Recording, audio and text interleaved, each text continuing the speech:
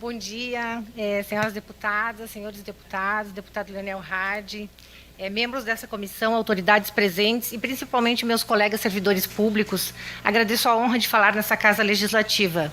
Eu venho aqui como servidora pública, como mulher, como cidadã, mas, sobretudo, como alguém que vivenciou na pele aquilo que muitos ainda têm medo de revelar. O Serviço Público de Imbé pede socorro. Meu nome é Elisandra de Mello, ocupo o cargo de técnica em radiologia no município há 17 anos. E antes de ser presidenta do Sindicato dos Servidores Municipais, fui vítima do mesmo sistema que hoje venho denunciar. Fui processada administrativamente por ter feito algo que qualquer servidor responsável faria: constatar e comunicar às minhas chefias a tentativa de forjar dano em um aparelho de raio-x. A resposta institucional foi um PAD totalmente indevido. Fui absolvida e o Poder Judiciário, na sentença do meu processo por dano moral, afirmou com todas as letras que houve abuso de poder, desvio de finalidade e provas forjadas por agentes públicos. O laudo pericial que comprovou o dano moral concluiu que a autora apresenta quadro de transtorno de estresse pós-traumático com nexo técnico no ambiente de trabalho. Esse episódio abriu meus olhos para algo maior. Aquele não era um caso isolado, era um método.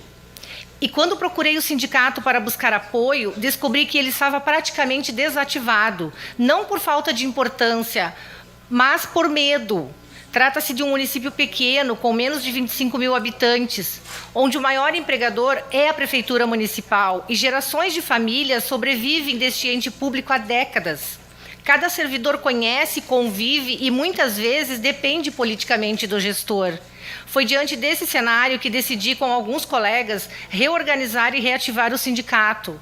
Fui eleita sua presidente e, a partir daí, a perseguição deixou de ser individual e passou a ser institucional.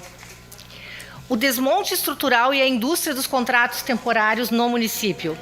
Imbé possui hoje 1.965 trabalhadores na folha. Destes, 54,8 são concursados, 37,2 são contratados temporários, 7,9 ocupam cargos comissionados. Mas o problema não está nos percentuais, o problema está no que eles escondem.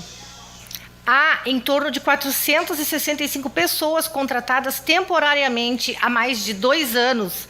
Alguns estão há 4, 5, 7, 8 e até 9 anos na mesma situação, sempre renovando o contrato precário sem concurso.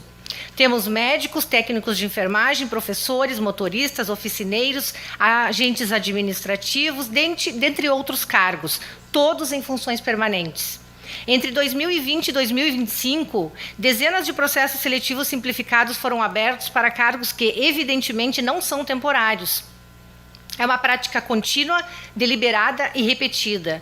Em outras palavras, o processo seletivo simplificado virou regra e o concurso virou exceção.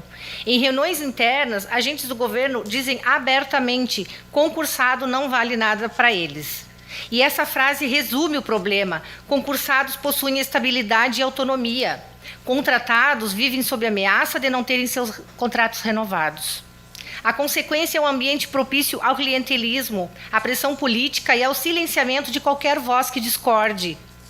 O custo humano são servidores perseguidos, ameaçados, isolados e adoecidos.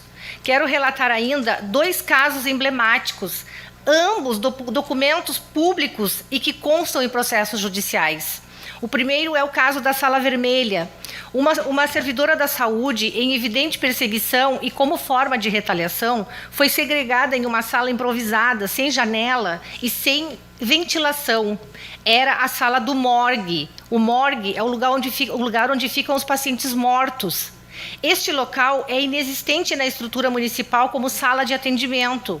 Em reunião gravada, registrada em ata notarial nos autos do processo da servidora, ouviu de sua chefia que você não deve fazer nada além do que lhe mandarem. Se alguém tiver uma parada cardíaca na sua frente, não se meta. A colega ouviu esta ordem como justificativa para que evitasse conversar com outros colegas e, inclusive, saísse daquele lugar, limitando-se a não socializar com os demais colegas da unidade, nem mesmo ajudar em qualquer necessidade no atendimento de urgência ou emergência, mesmo numa reanimação cardiorrespiratória. Essa ordem não é apenas absurda, ela é perigosa, é antiética, ilegal e absolutamente desumana, pois trata-se de uma servidora de enfermagem profissionalmente capacitada e comprometida, com mais de 20 anos de serviço público prestado ao município. O segundo caso é o do celular apreendido. Outro servidor, sob constantes ameaças, recebendo ordens contraditórias enquanto questionava suas chefias e solicitava ordens por escrito, começou a gravar para se proteger, tendo em vista o ambiente hostil em que estava trabalhando.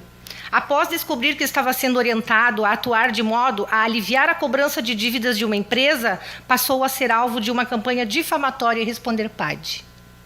A reação dos colegas comissionados culminou com a apreensão do celular dentro da repartição, sem autorização e entrega do aparelho à delegacia, como se ele fosse um criminoso.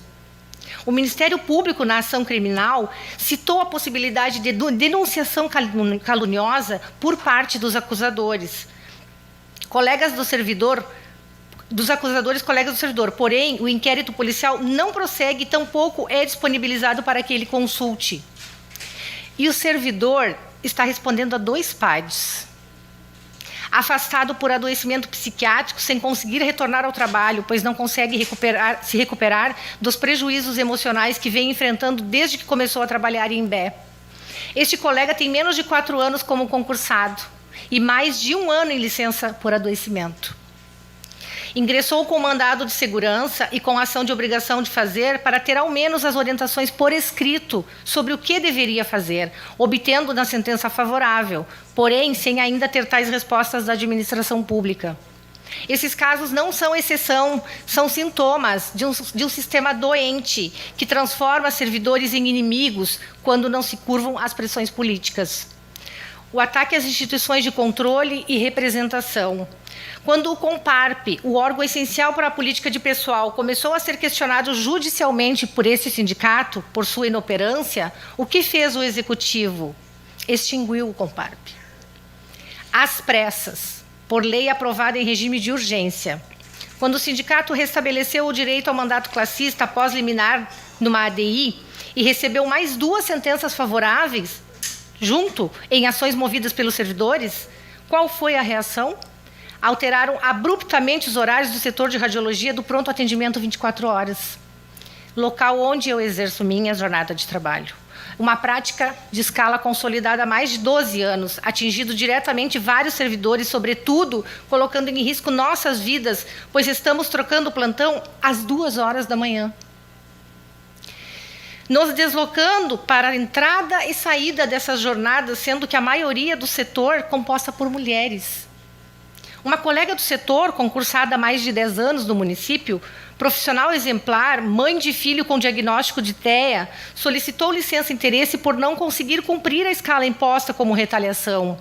Teve seu pedido negado, causando sua exoneração, que certamente trará graves repercussões de ordem financeira e estrutural no seu âmbito familiar. Outra servidora contratada para o mesmo setor, através de processo seletivo simplificado após a alteração na jornada, não concluiu 2 meses de contrato e pediu exoneração, justificando não conseguir trabalhar naquelas condições em um ambiente tão nocivo. A secretária da Saúde, senhora Magda Regina Dor, que já teve conduta ilícita praticada contra a presidente desse sindicato, contrariando o princípio da impessoalidade, declarou que não receberia servidores sindicalizados para tratar o assunto. Esta prática nos levou a ingressar com mais um mandado de segurança coletivo por mudança repentina de jornada, ausência de motivação e ou oportunização de adesão compensatória prevista em lei e evidência de retaliação à direção sindical com violação dos princípios da impessoalidade, moralidade e proporcionalidade. Encaminhamos também denúncia ao Ministério Público do Trabalho por evidente manifestação de conduta antissindical. Os ataques e perseguições pessoais não pararam. Ao receber o salário no final do mês de novembro, percebi que havia sido indevidamente descontada a minha insalubridade, com a justificativa arbitrária de que estive em licença-saúde em setembro. O CISM ingressou com solicitação de cedência para a presidente do mandato classista e a gestão está colocando entraves constantes na liberação, mesmo com uma liminar. E agora a mais recente investida. A Prefeitura quer cancelar todos os descontos de contribuição sindical, exigindo a cada servidor já sindicalizado que manifestem, mediante autorização em plataforma digital, o desejo de continuar na condição de sindicalizado. Uma barreira desnecessária, impondo esta exigência apenas ao CISME, com claro objetivo de asfixiar financeiramente a entidade.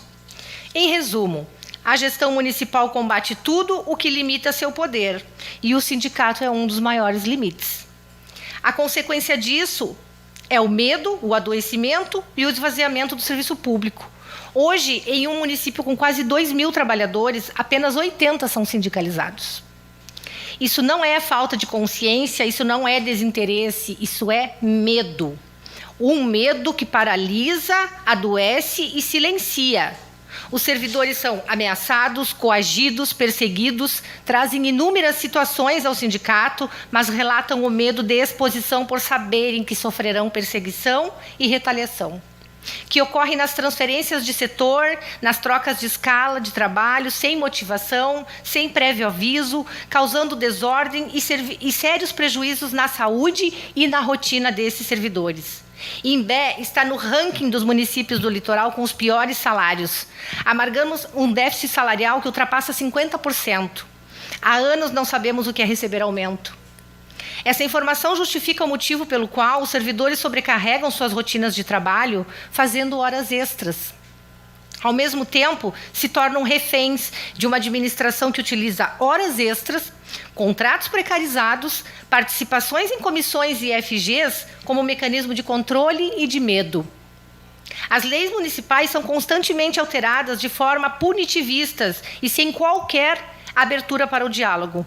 A exemplo disso, podemos citar o Vale Alimentação, que é descontado dos servidores durante o período de férias, atestados e até licença saúde, contribuindo para que o servidor, mesmo doente ou com férias vencidas, protele a sua saída, pois com salários defasados é difícil abrir mão daquele valor que contribui na sua alimentação. Desde que assumi a presidência do CISME, venho sendo alertada por colegas que são naturais da cidade ou região para tomar cuidado pela forma combativa com que tenho atuado e, sobretudo, por ser mulher num cargo de representação de classe e sem vícios no âmbito político local. Coincidentemente ou não, meu carro já foi arranhado, pneus furados, inúmeras vezes aconteceu. E eu deixo registrado nessa comissão que, sim, eu temo pela minha integridade física e psicológica. Temo, porque a situação está num ponto onde nós não temos mais o que fazer. E é muito gratificante poder estar aqui hoje relatando esses absurdos para vocês, porque eu não gostaria de estar contando, me sinto envergonhada de estar contando isso, mas é necessário que isso se torne público, porque nós não podemos mais nos mantermos lá naquele município que nem é tão longe, fica a 130 quilômetros daqui, né? É do lado praticamente. Quando os servidores adoecem, quando se calam, quando se tornam descartáveis, não é apenas a categoria que perde, é o cidadão, é o serviço público, é o Estado democrático de direito. Para concluir, faço um apelo a esta Casa Legislativa. Prezados deputados, o que relato aqui não é disputa política, não é intriga administrativa, não é narrativa pessoal. O que relato é um sistema organizado de precarização, perseguição e manipulação do serviço público. Um sistema que troca concurso por contrato, que troca mérito por fidelidade política, que troca estabilidade por medo, que troca servidores por cabos eleitorais. E que tenta destruir qualquer forma de controle, seja um conselho, Ministério Público, Judiciário ou até um sindicato. Por isso eu peço humildemente que esta casa investigue, que esta casa fiscalize, que esta casa proteja.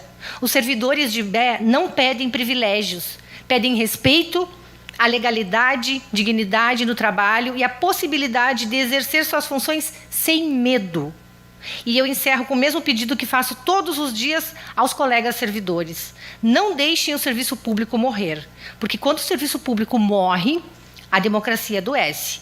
E quando a democracia adoece, ninguém está seguro.